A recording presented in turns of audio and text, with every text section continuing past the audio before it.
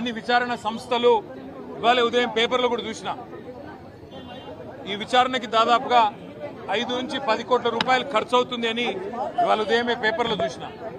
అందుకే ముఖ్యమంత్రి రేవంత్ రెడ్డికి నేను ఒక మాట చెప్పదలుచుకున్నాను. రేవంత్ రెడ్డి గారు, మీరు మీ కక్ష సాధింపు చర్యల్లో భాగంగా మీ మీద ఏసీబీ కేసు ఉన్నది కాబట్టి నా మీద ఏసీబీ కేసు బనాయించినావు, నీ మీద ఈడీ కేసు అయింది కాబట్టి నా మీద ఈడీ కేసు పెట్టినావు. ఏమి ఇబ్బంది లేదు, నువ్వంటే దొరికినోనివి, నేనంటే నిజాయితీ పరుణ్ణి, ధైర్యం ఉన్నాను కాబట్టి ఎదుర్కొంటా. కానీ ఈ 5 కోట్లు 10 కోట్లు ప్రజాధనం ఏదైతే వృధా అవుతున్నదో ఆ 10 కోట్ల రూపాయలతో బ్రహ్మాండంగా హైకోర్టు న్యాయమూర్తి గారైనా లేదా మీకు ఇష్టమైన న్యాయమూర్తి ఎవరి ముందైనా కూర్చుందాం. మీ మీద ఏసీబీ కేసు ఉంది, నా మీద ఏసీబీ కేసు ఉంది, నీ మీద ఈడీ ఛార్జ్ షీట్ చేసింది, నా మీద ఈడీ విచారణ జరుగుతున్నది. మీరు మొత్తం ఈ టీవీలు అన్నీ ఉన్నాయి కదా, మొత్తం మీడియా ఉంది కదా, లైవ్ టీవీ పెట్టండి. నేను రేవంత్ రెడ్డి గారు ఇద్దరం కూర్చుంటాం న్యాయమూర్తి ముంగట. మీరు ఏ ప్రశ్నను అడగండి కేసుకు సంబంధించి, ఆయన కేసు నా కేసు. ఇద్దరికి లై డిటెక్టర్ పరీక్ష పెట్టండి, ఇద్దరికి కూడా లై డిటెక్టర్ పరీక్ష పెట్టండి. మొత్తం రాష్ట్ర ప్రజలందరూ చూస్తుండగా ఒక 50 లక్షలు 20 లక్షల రూపాయలు ఒడిసిపోతుంది. లేకపోతే ఈ 10 కోట్ల రూపాయలతోని అనవసరంగా ప్రజాధనం దుర్వినియోగం అయ్యే విధంగా, ఇంతమంది ఉన్నతాధికారుల టైం వేస్ట్ అయ్యే విధంగా, ఇంతమంది మీడియా సంస్థల టైం వేస్ట్ అయ్యే విధంగా ఈ కక్ష సాధింపు విచారణ మంచిది కాదు. నేను రెడీగా ఉన్న రేవంత్ రెడ్డి, నీకు ధైర్యం ఉంటే ముందుకు రా.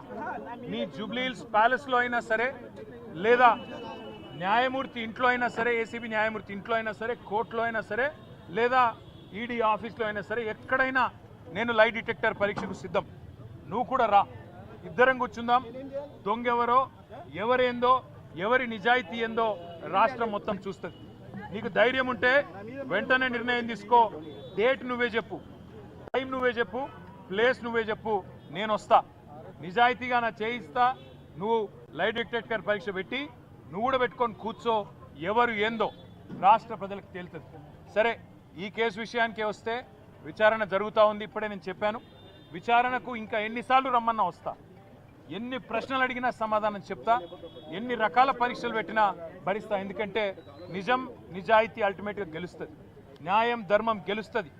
హైకోర్టులు ఉన్నాయి, సుప్రీంకోర్టులు ఉన్నాయి, లోకల్ కోర్ట్స్ ఉన్నాయి. న్యాయమూర్తుల మీద విశ్వాసం మాకుంది. ముమ్మాటికి ఈ రోజు కాకపోతే ఇంకో 4 రోజులకు వాస్తవాలు ప్రజలకు తెలుస్తాయి. తప్పకుండా న్యాయం గెలుస్తుందనే విశ్వాసం నాకుంది. మాకు ఇవాళ ఇక్కడ ఇంతమంది వచ్చి సహకరించిన మా మిత్రులు, మా పార్టీ నాయకులు, మా కార్యకర్తలు, మా మీడియా మిత్రులు అందరికి హృదయపూర్వకంగా ధన్యవాదాలు. మనం తప్పు చేయలేదు, తప్పు చేయబోము. ఎట్టి పరిస్థితుల్లో ఇంత అరపైసా అవినీతి కూడా జరగలేదు.